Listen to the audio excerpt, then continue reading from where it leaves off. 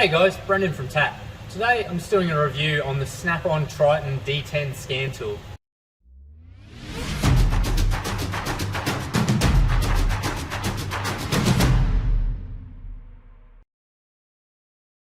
So I've got the Snap-on Triton-D10 here. I've been using this for the last week or so.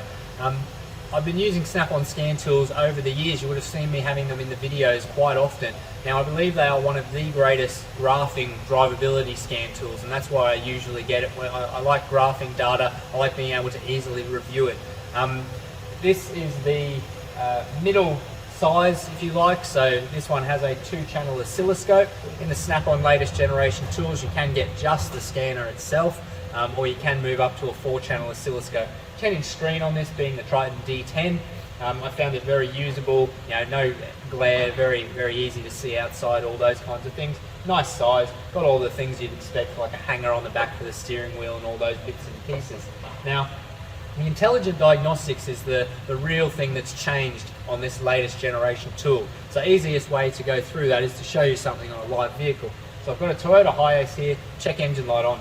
So we could go to full car code scan at this point, and that will go and do all of the modules. It's going to automatically save that to the Snap-on Altus cloud, and then I can access that, obviously still on the scan tool, but I could access it on the PC. I could basically anything that this uploads via the Wi-Fi, and anything that I log into on my Snap-on Altus drive, I can then get it. I can print it, I can email it to the customer, whatever I like. Now, anytime I hit the save button on this, it's going to put it to that drive. And so I like to do a diagnosis, and I'm able to keep screenshots of freeze frame data, the codes, whatever it may be, and I can just go to the Altus drive, grab it all when I'm doing the invoice, and it's all there. In this case, I'm just going to go to the engine. We're going to go to codes. Now we have on this one a lean code, so we can click into this, and the Intelligent Diagnostics is basically going to go and grab what it thinks could relate to this fault code. So Snap-on are able to use the fact that this is on the internet, they're able to monitor what's happening on their scan tools, and they're able to see codes that are getting more hits basically. So Toyota P0171, obviously a fairly common code. So in this case, in the Intelligent Diagnostics, we can click on top repairs. It's, I would agree, the top repair for this, in yellow, clean the mass airflow sensor, fairly common on these, but you can see how going through something like this, it's not going to be a, this is what to replace first, it's going to be, this is where I'd recommend to start your testing, and these are the most common things that I would test through. If we head back out, if there are any technical service bulletins related to this, this is where we get them. These are OE bulletins. Going into smart data. So what this is going to do is grab the data pins that it believes are going to be most helpful to get to the bottom of this code. So you'll see it's going to load up in the scanner now. Just like any other tool, we can still go through our graphing or data in text form, whatever you prefer. But you'll see that it's added these flags to the side. And so while it has collated the data pins there, so it's already pre-selected them as I usually would, I'd go through and I'd get rid of the ones I don't need and put in just the ones I want. Well, it's already done that back here, and that's going to speed up sample rate. Now, there's these flags, and whenever it sees something dropping out of what it has as its predetermined expected limits, it's going to throw that red flag up there, and it makes it very easy to stand out, even if you're basically a beginner at this kind of drivability diagnostics. If we head back out of there, we can scroll down to the functional test. So again, it's going to take some of the bidirectional controls that it believes could help with this code. We could go and look at the full list of bidirectional controls if we wanted to though. And then when we move down to the lowest part on Intelligent Diagnostics, I think it's saving the best for last. So the guided component tests on this are amazing. They always have been for quite a while on Snap-on tools.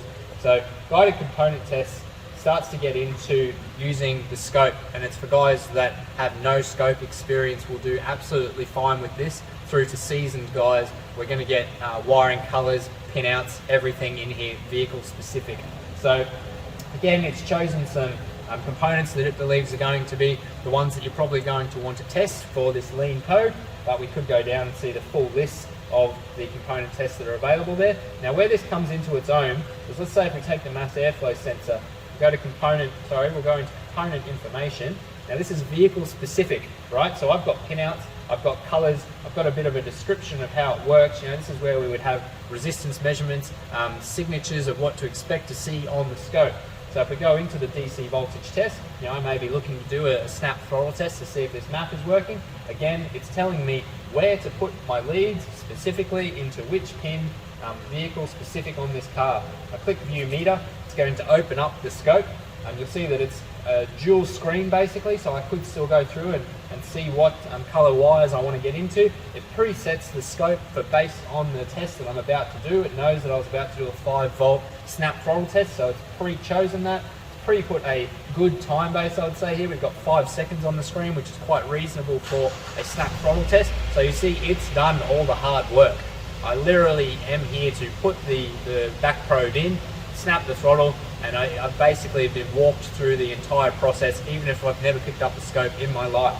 So heading back out of that, as far as some other differences that we've got on this versus the earlier generation tools, we can start to go sideways. So you'll see if I click that home button, now I don't have to go back to home for me to do anything, let's say get into the scope. I can go sideways, and that's how it's able to have the scanner and the scope running at the same time. So I think that's very useful. As far as a top tier scan tool, this does everything that you would expect it to, as far as connecting into the vehicles that I've had here for the 3 weeks. It's done everything that I've expected. I haven't found that I've been wanting for sitting here waiting for the tool lagging or anything like that. So I've been very impressed with it. I think it's definitely worth getting a look at, and I think Snap-on tools are going to remain a first grab for the guys here in the workshop still for quite a time to come. Thank you.